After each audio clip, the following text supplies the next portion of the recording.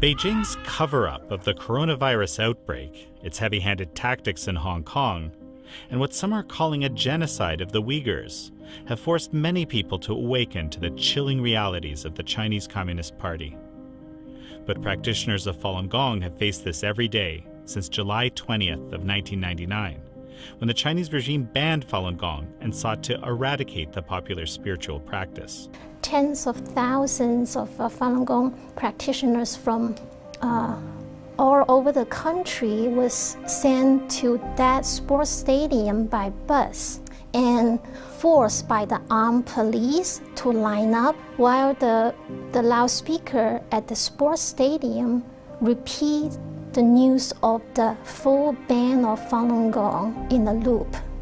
For the past 21 years, practitioners have been demonized, tortured, killed for their beliefs, and even had their organs forcibly extracted. Completely transform who they are into obedient followers of the communist state, or they're going to die in the process. In this episode, we sit down with Crystal Chen, a Falun Gong practitioner and torture survivor, and Levi Browdy, the executive director of the Falun Dafa Information Center.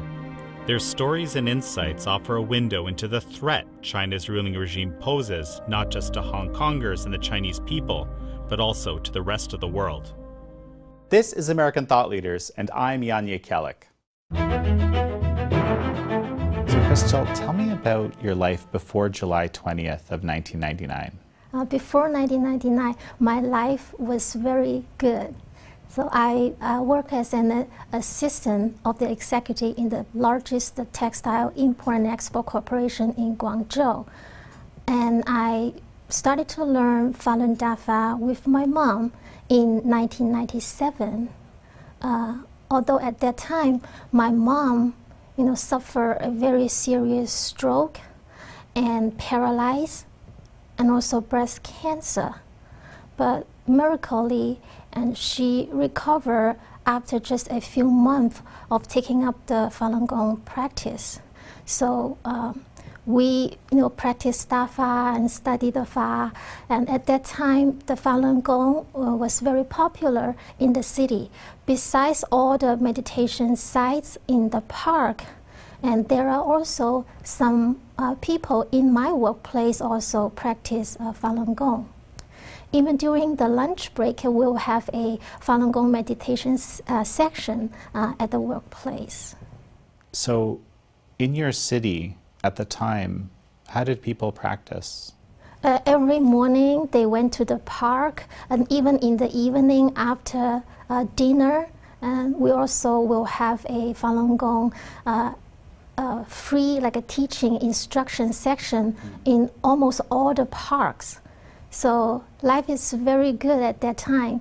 So just imagine people follow the principle of truthfulness, compassion, and tolerance, and do peaceful exercise in the park and teaching other people. And some people even told us that they just walking on the street, and they hear very beautiful songs, and they follow the songs and then find the practice site. Oh, that is Falun Gong. Falun Gong is a Buddhist-based spiritual practice that's centered on truthfulness, compassion, and forbearance. Falun Gong was first introduced in 1992, and by 1999, there were 100 million people practicing. That's a lot of people, even in a country as populous as China. That's 1 out of every 13 people. And it was being practiced in every province, from people all walks of life, high-ranking government officials, homemakers, farmers, you name it. So your mother discovered this practice. She had some amazing healing effects from doing it. Is that's how you got interested? So my mom used to be a soprano, a singer. So suddenly that her life is bringing to a star on the stage to nothing. She couldn't even move her body. So it's very sad.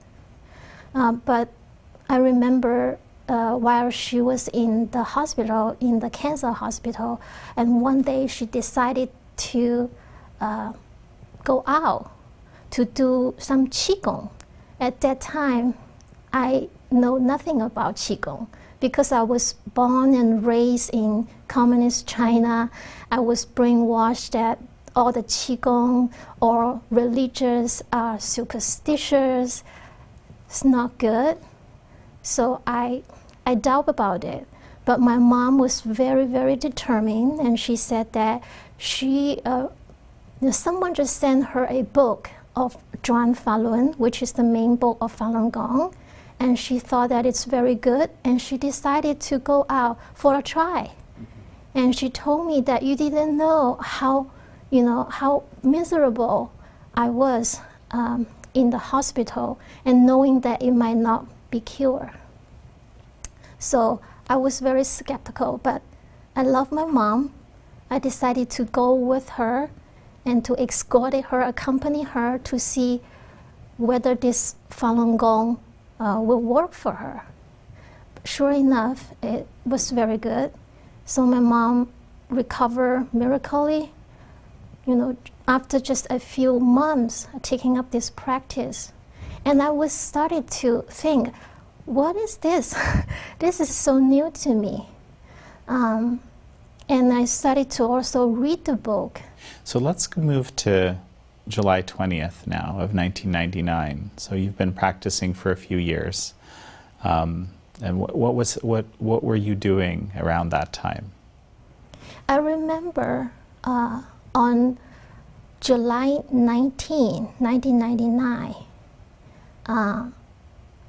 I learned that several Falun Gong local practitioners were being, harassed by the government and also arrested. So I decided to join a group of Falun Gong practitioners to appeal at the city and the provincial petition bureau for their release. But we were told that the Falun Gong issue has to be handled by the central government. That is what we were told. So we decided to go to Beijing, the central government, to appeal. And by chance that we got the train ticket for the next day. So I bought it on the train on July 20, and then it takes us 2 days to arrive in Beijing on the July 22nd. We didn't hear anything about the full ban of Falun Gong because we were in transit. By the time that we went to appeal at the Central Petition Bureau, that was July 23rd. So we didn't really know where exactly the Petition Bureau was, but we know that it's around the Tiananmen Square area. So when we passed by Tiananmen Square, that we saw a group of must be Falun Gong practitioner was meditating in the square, and we wanted to join that group of practitioners. And suddenly, all the plainclothes and police van just rushing and to that group, including me, and I was then arrested and sent to a Feng Tai sports stadium in a Beijing suburb. That was a dramatic scene. I never experienced anything like that. Tens of thousands of Falun Gong practitioners from all over the country was sent to that sports stadium by bus. And we were just, forced by the armed police to line up, and you are not allowed to make any noise, while the loudspeaker at the sports stadium repeats the news of the full ban of Falun Gong in a loop. I just felt like I was in a gruesome movie. It's an incredible story. I mean, and from what I know, this was, I'm not sure if that counts exactly as an arrest, but I know you actually were arrested 6 times over the coming years.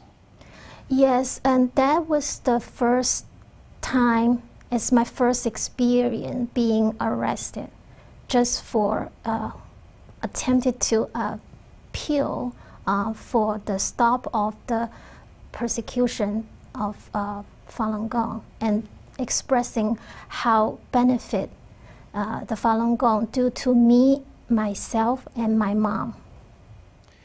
I remember that back in the 2000, I believe Jiang Zemin, the dictator at the time, said we're going to eradicate this group, that word, eradicate.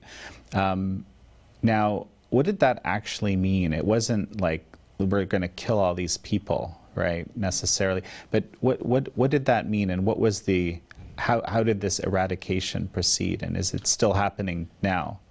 That's a very good question, and it goes to the heart of what's behind this campaign. What does it really consist of? I mean, I've seen one scholar call it a cold genocide. And really what it means is we're going to take these 100 million people, and instead of, like what they do to Jews in World War II, just putting them in gas chambers and killing them physically, we're going to transform their hearts and minds, usually through significant torture and high-powered brainwashing techniques. But the goal is to actually change what that person thinks, actually change who they are, from someone who is striving to align themselves with truthfulness, compassion, and forbearance, to someone who's completely obedient to the state. I think one of the most compelling stories about this, individual stories, was actually the Washington Post article. You know, they had done this story back, I think, in 2001, 2002, where they found someone who had gone through this process.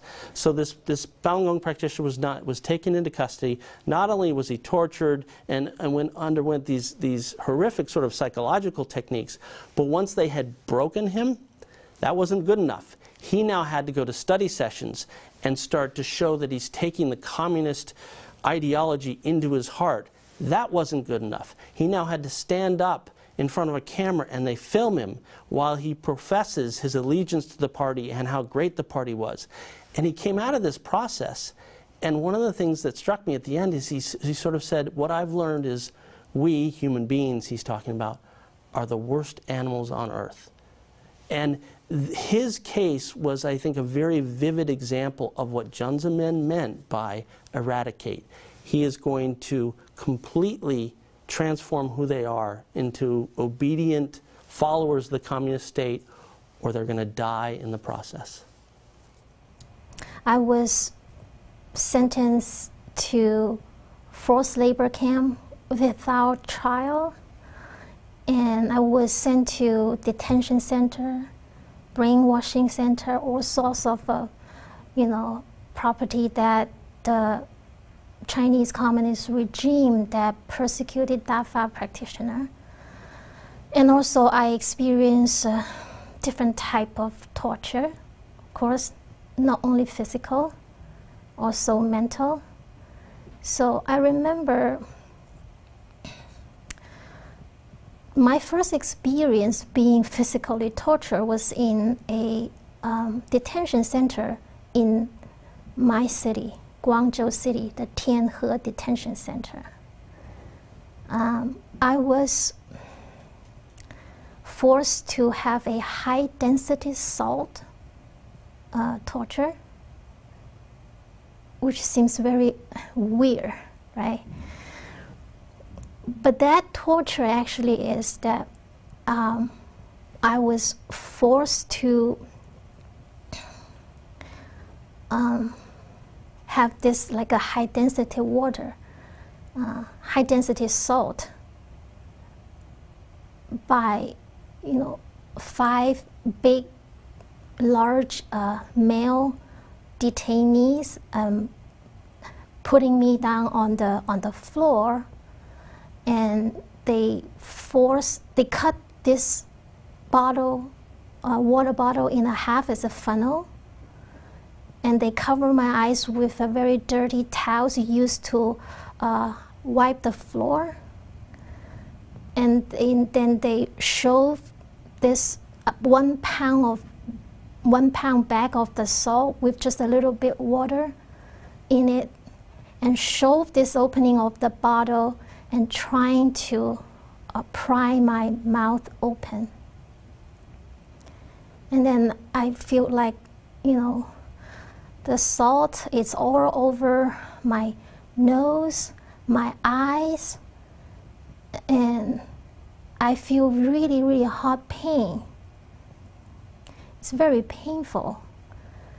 And at the same time that they use a stick to scratch my feet so that I will gasp.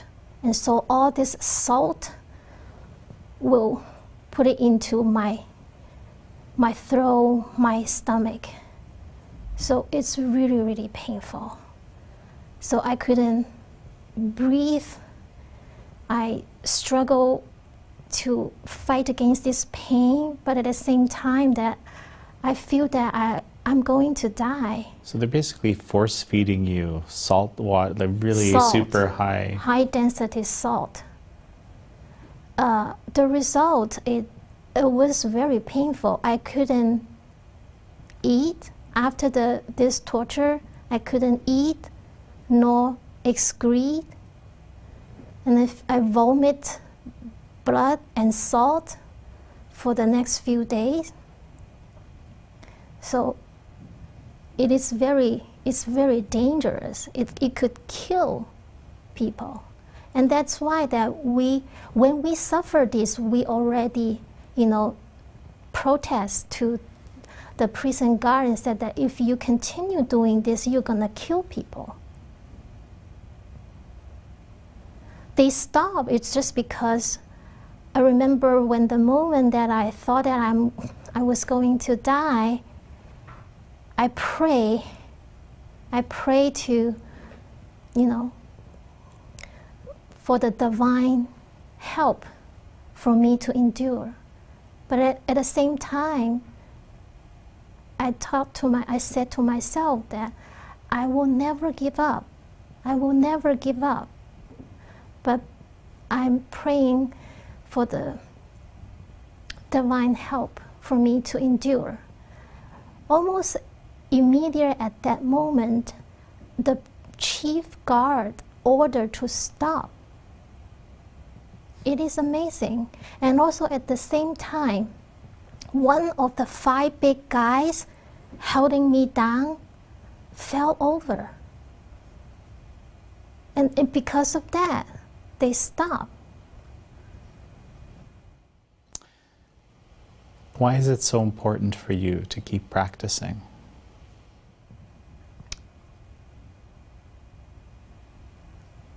Before, as I mentioned, that before I practiced Dava, I was completely, an atheism.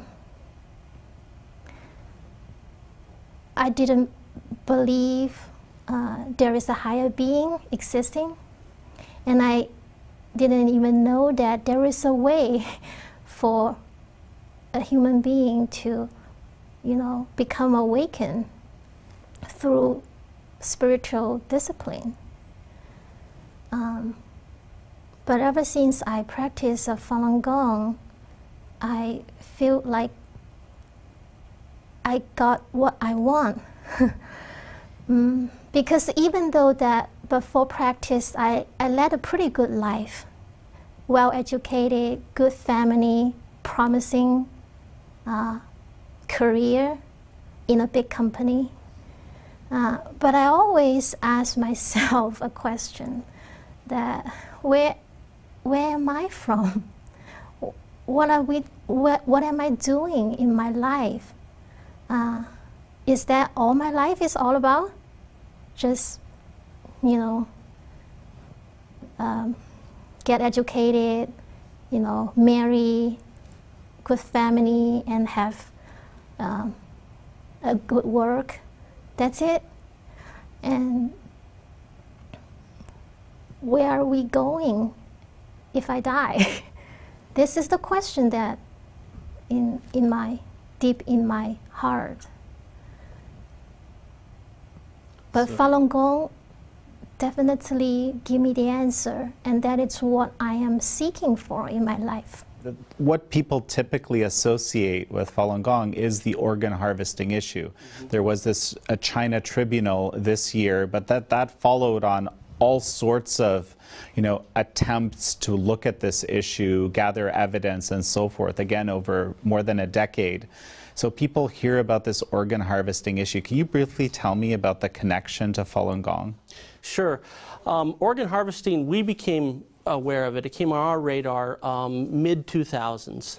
And just so everyone knows, the practice of forced organ harvesting is essentially taking prisoners of conscience, killing them, extracting their organs, and using that in a transplantation operation, and it was fueling a billion-dollar business in China. So it first came on the radar for us when a doctor and a former wife of a doctor came to us and said, look, this is happening.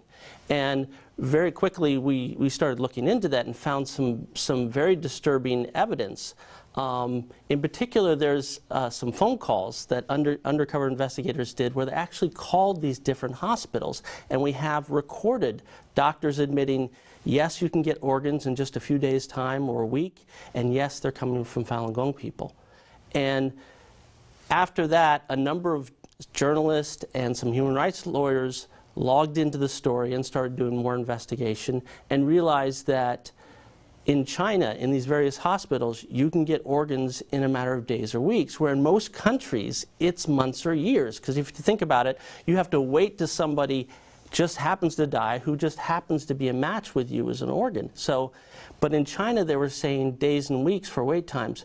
That could only happen if there's an already ready, if there's a pool of people that they've already tested and they can kill to do organ transplantation. So this is obviously a horrific human rights abuse, and we noticed also that the correlation between the number of transplants was very low in China, and it took off right at the time that hundreds and thousands of Falun Gong practitioners were being brought and held in labor camps and other detention facilities. So the correlation was direct. I remember when I was in forced labor camp, I was systematically, tortured, but at the same time, and only Falun Gong practitioner in the labor camp or in detention center get physical tested and physical exam. That didn't make any sense to me at that moment, because that cannot be motivated by, the concern over the health of Falun Gong practitioner, because we are systematically tortured. And I personally get tested several times, including 2 times of blood test. So later on, when I was released and I heard about the organ harvesting, that is horrible. I couldn't even imagine that will happen. But that, answer the question that why we will get tested and examined in the labor camp, in the detention center. They targeted innocent and healthy Falun Gong practitioners. It's unbelievable. I think David Matus, one of the early investigators who was actually, I guess, you call him a Nazi hunter. Yes. He was hunting down the last Nazi war criminals in Canada. He called it an evil yet to be seen on this planet, I believe. Were the words. I actually did a little bit of the early reporting on this back in the day as well. So it's still happening?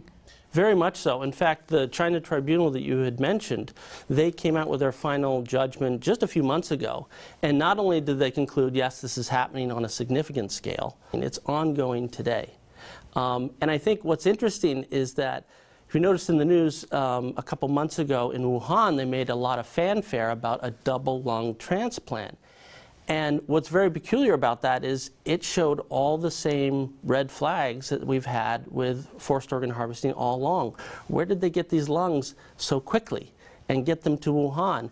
The whole thing it's very clear, both from the evidence and the tribunal, that this is something that's still going on today.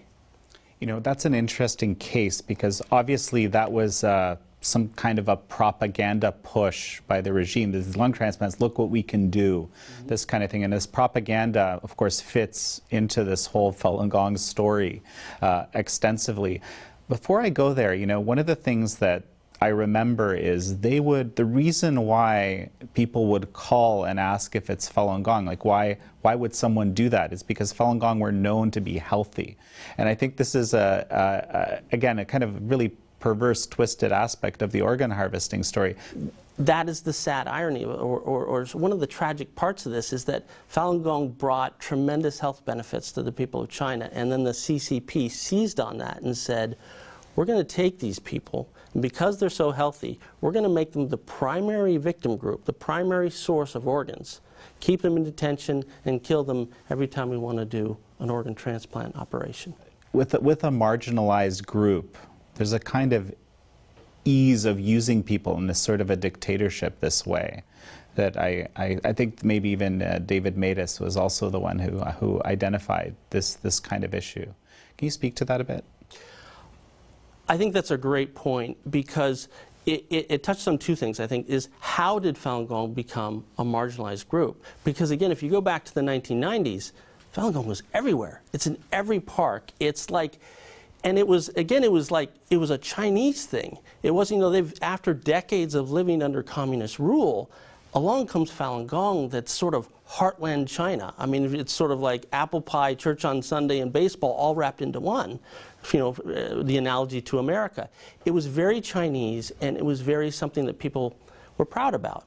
So how do you take an enormous population within China that is very much part of the mainstream and make them marginalized? That was the first question, and that has been, over the course of several years, a targeted and very horrific campaign of propaganda to sort of turn people's minds from admiring Falun Gong to despising it.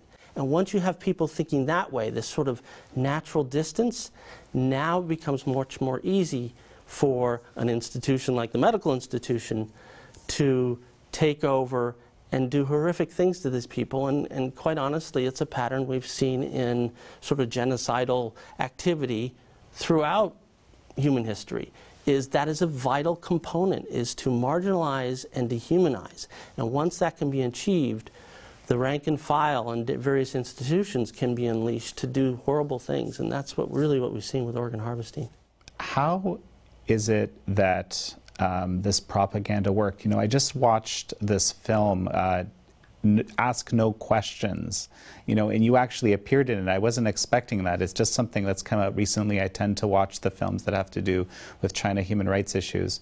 And it talks about the self-immolation, right? The self-immolation event, which is, I think, a central piece of propaganda in all of this. Can you speak to that? Absolutely. I mean, that was the turning point, because, you know, back in 1999, the head of the Communist Party at that time, Jiang Zemin, was really the one who wanted to persecute Falun Gong. No one else did, including other members of the Politburo, you know, the highest body of governance in the country. And really, I mean, he looked at Falun Gong, and for three reasons he wanted to do this. One, because it was so popular. 100 million people is a lot of people outside of direct CCP control. Two was ideology. I mean, the Communist Party is sort of an atheist organization, quite literally, and along comes a faith-based group that's very rooted in traditional Chinese culture. So there was an ideology threat there to Jiang Zemin. But I think the real reason, the dominant reason, and perhaps the most tragic part of this, was that Jiang Zemin was the first Chinese Communist Party leader who hadn't really participated in the revolution and didn't have any credibility, even among his peers. He was desperate to build up his legacy. And right as he's trying to do that, along comes Falun Gong. Takes the country by storm. Everybody's talking about it, how great it is, and essentially steals his thunder. So he's the one who said, we have to stamp this out. We have to take Falun Gong out. There was a bit of a power struggle in the summer of 1999, but he prevailed. And once that started, the persecution was launched. However, as we've been discussing, you know, this is, again, Falun Gong is not, to Chinese people, it's not foreign. They know this. They know people. They're people in their family. So how do you get people to turn around?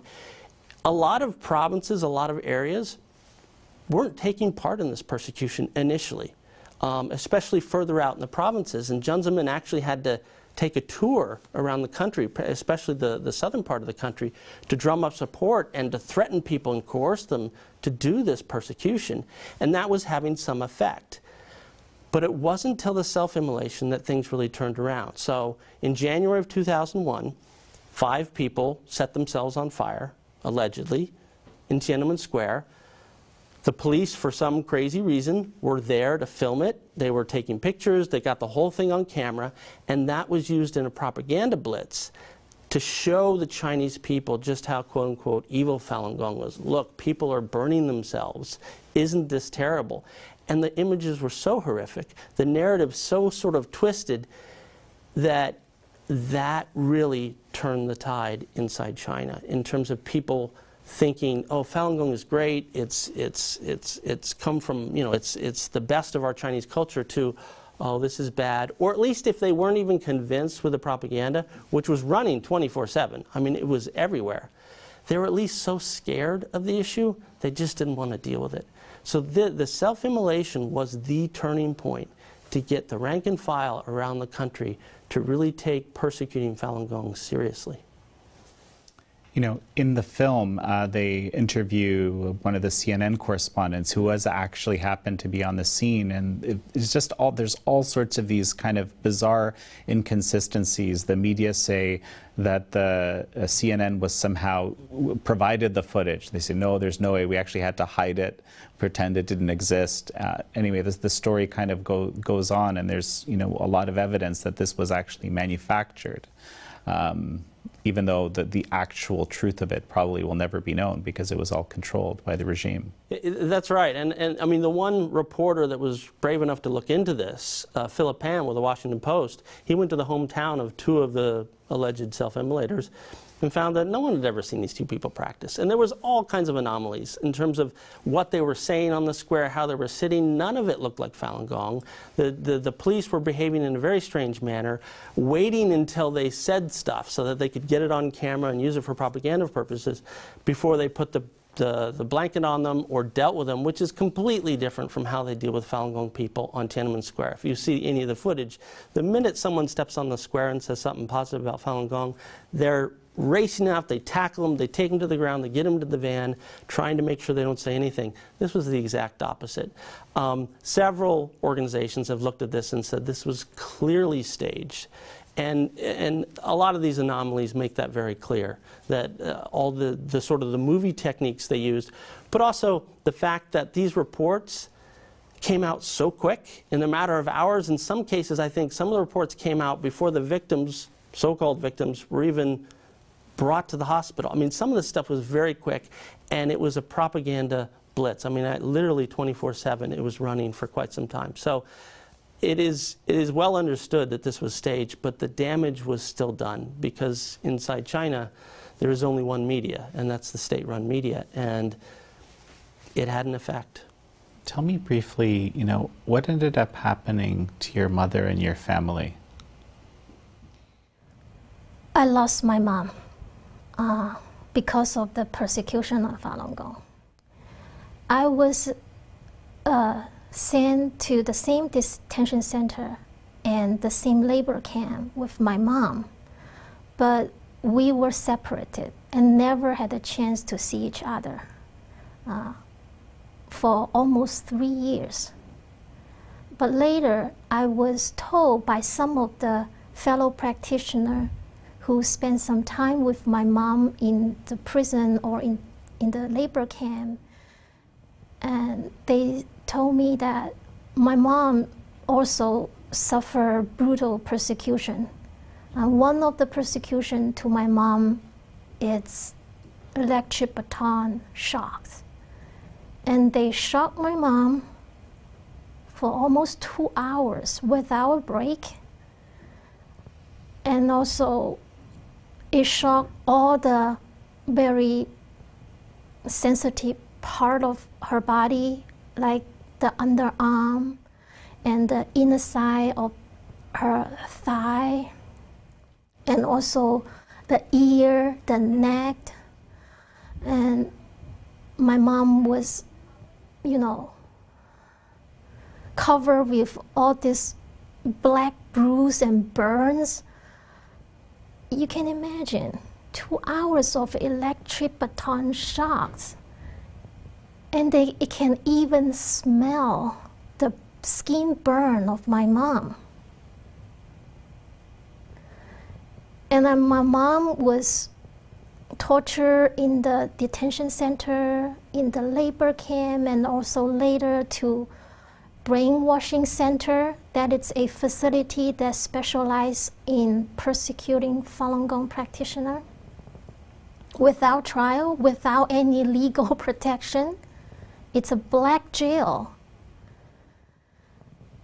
And then after all these years persecution, my mom died in August of 2006 after her release from all the persecution that in custody.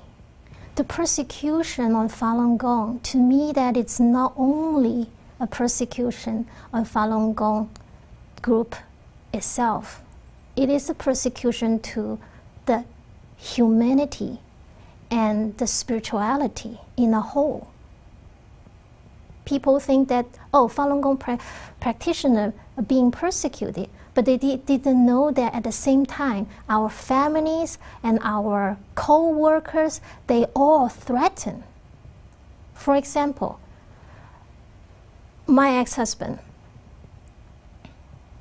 was forced by the 610 office to divorce me when I was in jail. And my father, they forced my father to say that, well, if you don't follow what the Communist Party asks you to do, to denounce Falun Gong, we're gonna cut our biological relationship. That sounds ridiculous, right? But that is what the communist regime forced their innocent people to do, to put pressures on your family, to create all this fear, because people don't want to lose their existing benefit, their comfort needs, their life, their job, their freedom, even their life.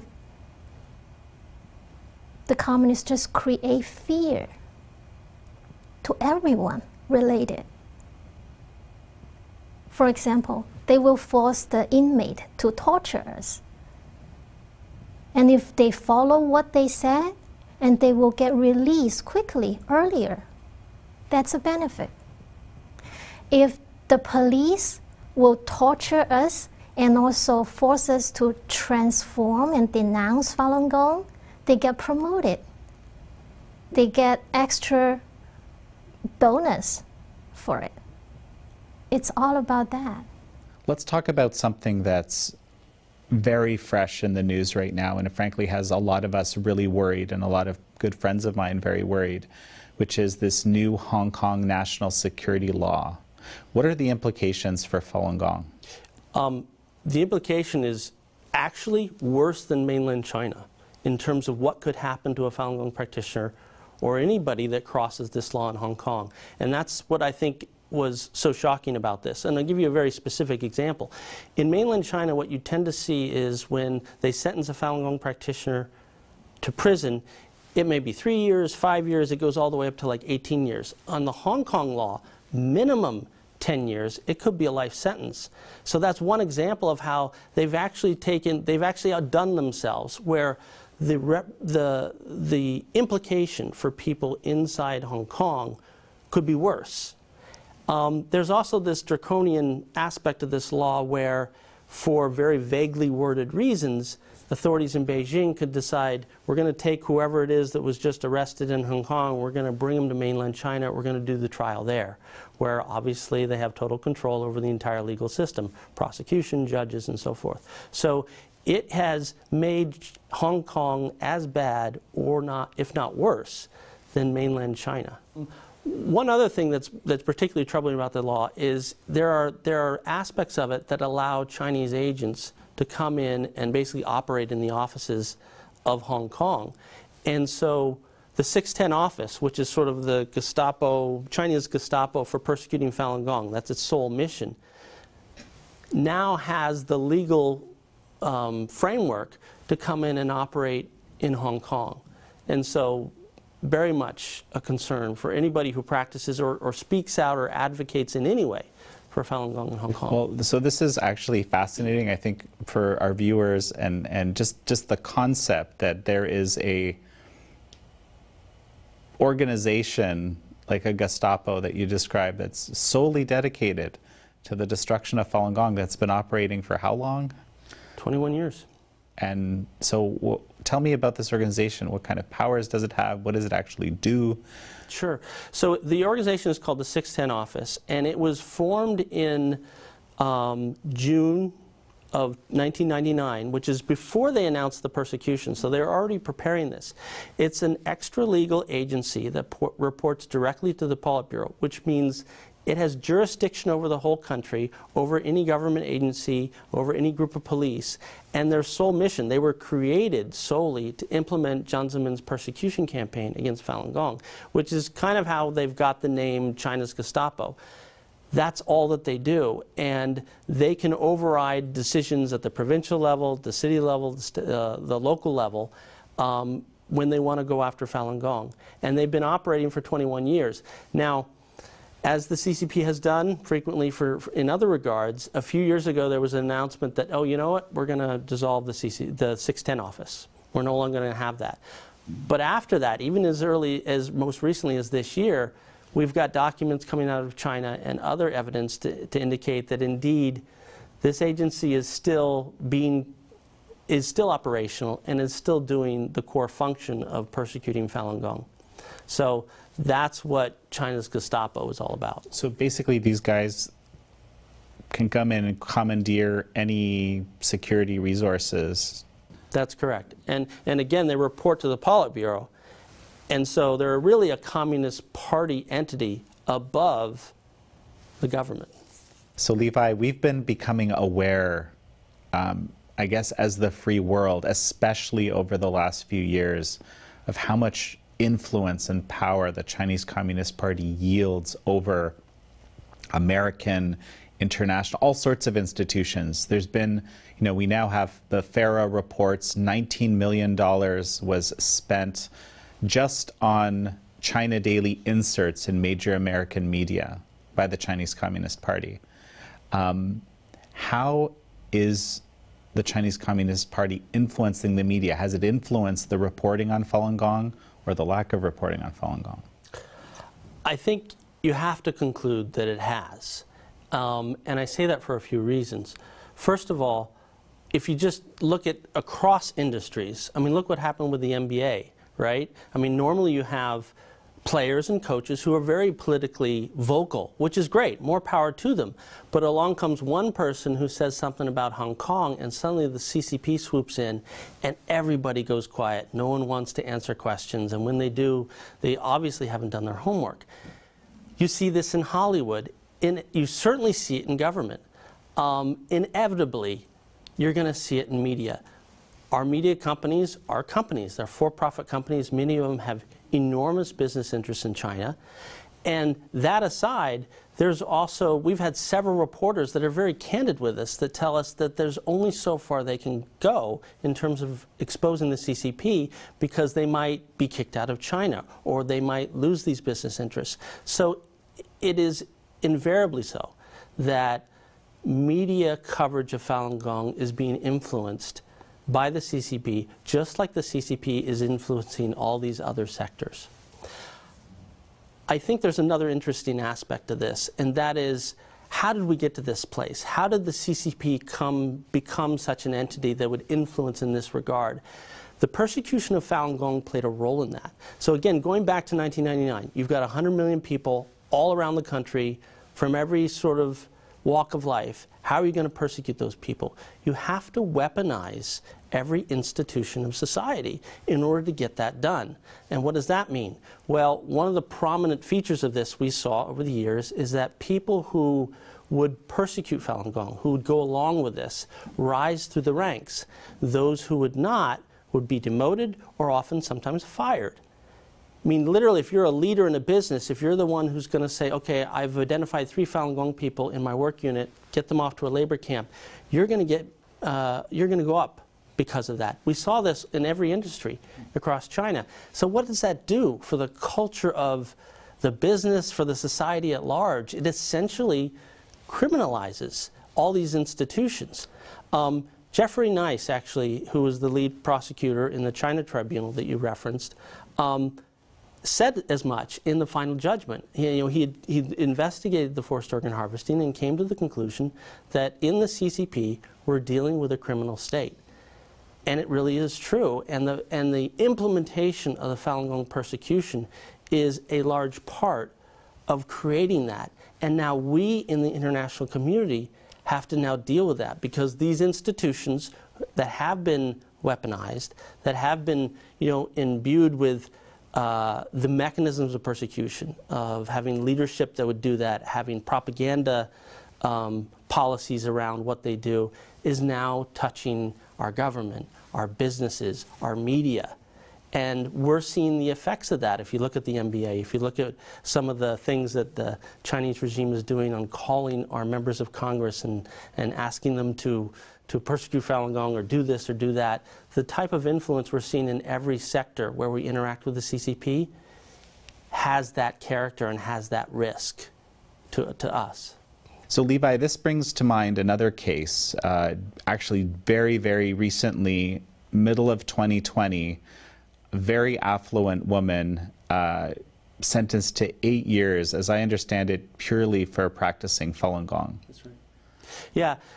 What's interesting about her case is she's a Canadian citizen. So let's take a look at what happened to her. Years ago, she's the VP of a multi-billion-dollar biochemical company in China. And many years ago, several years ago, she was in China. She was pulled out of her apartment. She was arrested just because she's a Falun Gong practitioner. And for years, the Canadian government has been voicing their concern. The community, obviously the human rights community, has been protesting her being detained. And she's been through just some horrific things. Forced, because of the tense situation, her husband was forced to divorce her. There have been 11 lawyers who've tried to take on their cases and have not take on her case and have not been allowed to. So she's been sort of persecuted while in prison for years. And then at the end of June of this year, suddenly the CCP announces, oh, we're imprisoning her for 8 years. Again, simply because she's a Falun Gong practitioner, and despite all the protests of the Canadian government and the international community. Levi, looking at this case, this woman has been in jail for a number of years. Now she's suddenly sentenced to 8 more after years of persecution already. Canadian government helpless to help their own citizen in this situation.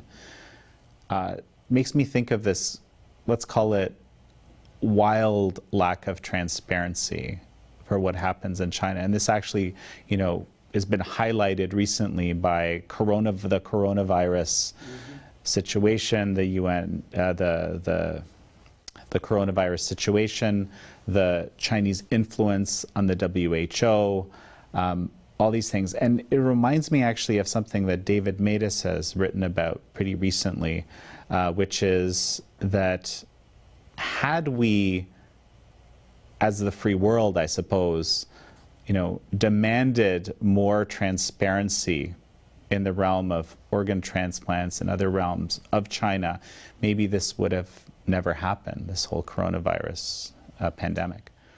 I think it's an excellent point, and it's a tragic reminder about how important it is to keep your eye on egregious human rights abuses. Because in the case, I think the point he was making is that, if we had taken this seriously, we would have made sure that not only were they stopping organ harvesting, but we could see it, right? We had enough transparency into China that we could see that, and had that transparency been in place, the pandemic would have never happened. Is he right? I think what's interesting here is Taiwan, because Taiwan is an example, I think, that he is right. So let's take a look at Taiwan. Back in December 31st, right, their doctors were watching the chatter for the Wuhan doctors, and they knew right away we had a deadly virus on our hands and it was human transmittable. And then, so that's the transparency part. They were also the biggest victims, one of the biggest victims outside of China because of SARS. They were hit very, very hard. And so they also had an awareness that whatever the CCP says about this virus, do not listen to. Combined with that transparency and the knowledge to not listen to the talking points of the CCP, they got to work. And they were immediately, back in December 31st, more than a month before the rest of the world was doing this, they're already monitoring traffic coming in for Wuhan and the rest of China. They've never had to lock down. This entire time, they've had only 7 deaths. In the United States, we have what, 130,000? Brazil has 60,000. 7. You can safely say Taiwan never had the pandemic. Yes, they take precautionary measures, they wear face masks, but they've never had to take any of the lockdown measures we've had, and they've had only 7 deaths. And they did that because they had transparency into exactly what was happening with China, and they had enough awareness to know not to believe the CCP or anybody speaking for them, and they should act in their own best interest according to their own medical personnel. I think Taiwan proves that David Mattes is right. So Levi, any final words before we finish up? Well, a couple things I'd like to say is, one is to let people know that this is still going on. I mean, again, day after day we get cases from China, and we know of, for example, at the end of June, there was a group of 36 people that were rounded up in the Beijing area because they're Falun Gong practitioners. One of them was a 68-year-old woman. Just a few hours later, she dies in police custody. Back in April 19th, I remember this case where a woman who was not a Falun Gong practitioner, her husband was a practitioner, but she was defending him. The police picked her up. She was abused in custody, and she died. So this is something that's very much continuing and going on even to this very day. And it remains tragic, even after 21 years. The other thing I would say is that it's important to stay informed about this kind of thing. Our organization, the Falun Dafa Information Center, can be found online at faluninfo.net, faluninfo.net. And there's a wealth of information there about not only what's happening in China, but what people are doing here in the United States and other countries. Our Congress is taking action. There's another resolution actually on the Senate side that is condemning the persecution, particularly forced organ harvesting. These things matter. They make a difference. So if you want to help, go to the website, find out what's going on, give your congressman or your senator a call in this case, and let them know this matters to you. So Crystal, what would you say to all the Hong Kongers that are hoping to preserve freedom in Hong Kong? I would say that don't give up. Based on my personal experience, a lot of people right now that they kind of, take a peek at the Hong Kong situation. That's kind of like a window to showcase the nature, the evil nature of the CCP. And that's why people think that there is no hope for people to, find the gains, because they have the whole, apparatus, military, police, even, arms. They have everything. We're just an innocent citizens without arms. The only thing that Hong Kong people have is an umbrella to find the gains. But I would say that there is hope. Some people right now say that Falun Gong practitioner is the only one group survive the persecution of the CCP for the longest time, like more than 20 years. For example, like the Tiananmen massacre and all those political campaigns, even the 10 years of Cultural Revolution, they didn't last that long. But the Falun Gong practitioner, they are so persistent, and then they survive for more than 20 years, even though the persecution is still existing and still going on right now at this moment, never stop. I think it's because Falun Gong, actually it's a true spirituality. It's not a movement to me. It's a spirituality. Like I said, that I have been through all this persecution and physical tortures. I don't think it's because of how strong I am. I'm just an ordinary petite-sized lady. But when I was in a life and death danger, I will reach out to the divine help. I don't think that a human being can defeat the evil force. I can only ask for help from the divine beings to give me strength to endure and to break through. That's my experience. Crystal Chen, such a pleasure to have you on. Thank you for having me on.